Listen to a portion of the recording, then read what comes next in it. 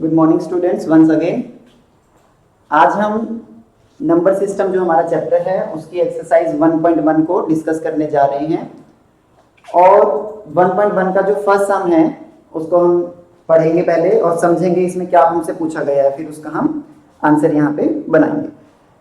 First question जो है, is zero a rational number?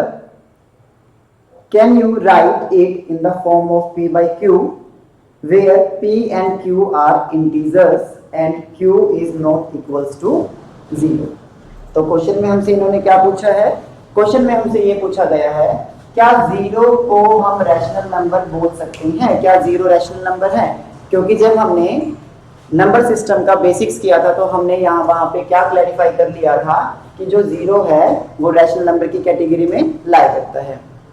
कैसे? देखिए, अगर मैं लिखता हूं जीरो, अगर हमने लिखा जीरो तो रैशनल नंबर की हमने क्या डेफिनेशन पढ़ी थी? The numbers which are written in the form of p by q, the numbers which are written in the form of p by q and q is not equals to zero, जिसमें q zero नहीं होना चाहिए। तो zero भी हमें यहाँ p by q की form में तो दिखाई नहीं दे रहा, क्योंकि जीरो में डिनोमिनेटर भी यहाँ पे है, कुछ नहीं दिखाई दे रहा।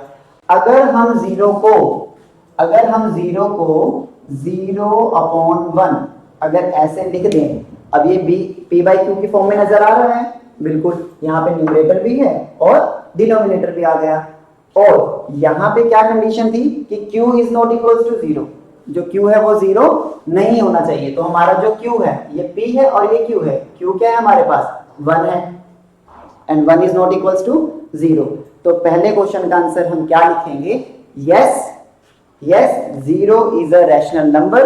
और फिर इन्होंने कहा था can you write it in the form of p by q, वो भी हमने इसको 0/1 लिख दिया, तो ये p/q की फॉर्म में भी आ गया। और ये भी कहा था कि q जीरो नहीं होना चाहिए, q is not equals to zero, तो यहाँ पे q जीरो के इक्वल नहीं है, क्योंकि 1 जीरो के इक्वल नहीं होता।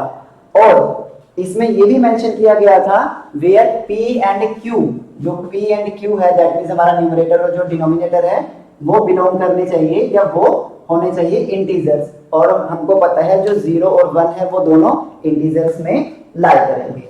तो पहला जो क्वेश्चन है उसका जस्ट सिंपल सा आंसर आपको यही लिखना है। पहले तो आप लिखेंगे यस के बाद आप लिखेंगे 0/1। यहीं पे हमारा जो फर्स्ट क्वेश्चन है उसका आंसर यहाँ पे क्लैरिफाई हो जाता है। अब उसके बाद जो सेकंड क्वेश्चन है उसमें क्या लिखा है? Find 6 rational numbers between 3 and 4।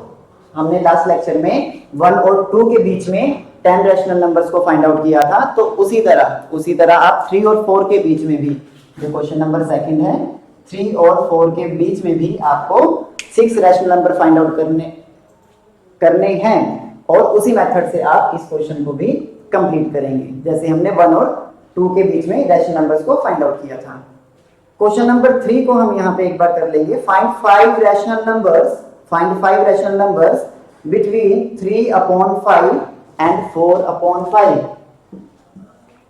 3/5 and 4/5 दो रैशनल नंबर्स के बीच में आपको जब रैशनल नंबर्स निकालने हैं और भी, तो सबसे पहले हमने आपको क्या मेथड बताया था कि आप डिनोमिनेटर चेक कीजिए, डिनोमिनेटर इक्वल है क्या नहीं है। अगर इक्वल है तो वेल एंड गुड है, अगर इक्वल नहीं है तो हम उसको इक्वल कर लेंगे, जो हमने लास्ट लेक्चर में सीख लिया। अभी हम कैसे करेंगे?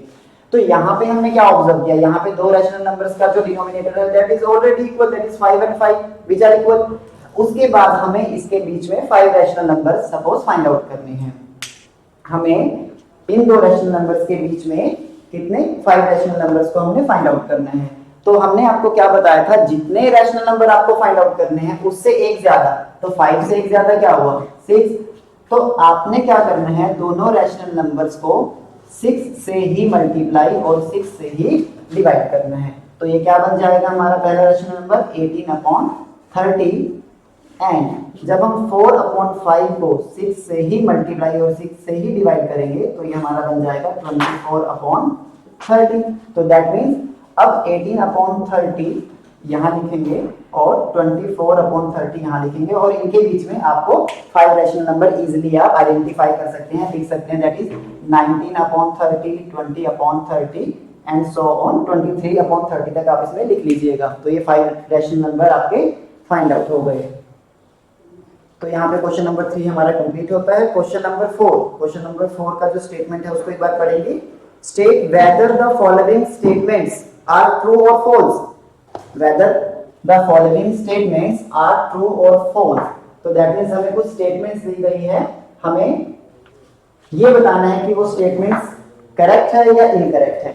Give reasons for your answers, और हमें अपने आंसर्स का रीजन भी देना है। पहला जो क्वेश्चन है, फोर्थ क्वेश्चन का पहला पार्ट लिखा है every natural number is a whole number.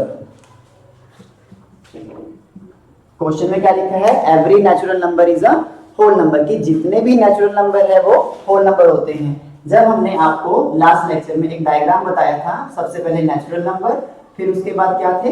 Whole numbers. तो हमने क्या बताया था आपको कि होल नंबर्स का जो सर्कल है उसमें नेचुरल नंबर का सर्कल लाई करता है। तो मतलब कि जितने भी नेचुरल नंबर्स हैं उनको हम होल नंबर बोल सकते हैं, क्योंकि होल नंबर हमारे स्टार्ट होंगे 0 से एंड 1 2 3 सो ऑन, और हमारे नेचुरल नंबर स्टार्ट होंगे 1 से 1 2 3 एंड सो ऑन। तो आप इसमें क्लियरली ऑब्जर्व कर सकते हैं, यहाँ पे हमने जो दोनों नंबर्स लिखे हैं, होल नंबर्स और नेचुरल नंबर्स, कि जो नेचुरल नंबर्स हैं सारे के सारे वो होल नंबर्स में यहाँ पे लाई कर रहे हैं। तो इसका जो आंसर आएगा फर्स्ट क्वेश्चन का, उसमें हम ट्रू लिखेंगे। उसका आंसर हम क्या लिखेंगे? ट्रू। उसके बाद इसी का जो फोर्थ क्वेश्चन का सेकंड पार्ट जो है उसमें क्या लिखा है? Every integer is a whole number. Every integer is a whole number. तो पहले आप ध्यान दीजिए, इंटीजर में हम क्या करते थे? इंटीजर में हमारे जितने भी नेचुरल नंबर्स होते थे, जितने भी हमारे होल नंबर्स होते थे और नेगेटिव नंबर होते थे, उनको इंक्लूड किया जाता था। और होल नंबर्स में हमारे जितने भी नेचुरल नंबर्स होते थे एज वेल एज उसके साथ साथ जीरो के साथ उनको हम होल नंबर बोलते थे। तो यहाँ पे क्वेश्चन क्या है? Every integer is a whole number. तो यहाँ पे देखिए, यहाँ पे अगर हमें इसको जस्टिफाई करना हो तो हम ऐसे कर सकते हैं कि सपोज जैसे अगर हम लिखें 1, जो 1 है वो बिलोंग करता है इंटीजर से। हाँ बिल्कुल करता है, जो 1 है वो बिलोंग करेगा इंटीजर से। लेकिन अगर हम यहाँ पे लिख दें कि -1, जो 1 है यहाँ पे बिलोंग करेगा होल नंबर से। हाँ करेगा। अगर हम इसको कर दें कि -1 बिलोंग करेगा होल नंबर से, नहीं, यहाँ पे ये जो स्टेटमेंट है हमारी, जो हमने कही कि -1 बिलोंग्स टू होल नंबर, वो यहाँ पे फॉल्स हो जाती है कि होल नंबर में हम जो हमारे नेगेटिव नंबर्स हैं उनको हम इंक्लूड नहीं करते। तो सेकंड जो हमारा स्टेटमेंट है वो यहाँ पे फॉल्स हो जाता है, जो कि था every integer is a whole number, कि सभी इंटीजर्स होल नंबर नहीं होते, क्योंकि जो नेगेटिव इंटीजर्स होते हैं वो होल नंबर की कैटेगरी में नहीं आते। तो सेकंड का यहाँ पे जो आंसर होगा, फोर्थ क्वेश्चन के सेकंड का जो आंसर होगा वो क्या होगा? फॉल्स होगा। फिर उसके बाद जो लास्ट यहाँ पे जो स्टेटमेंट है वो क्या गिवन है?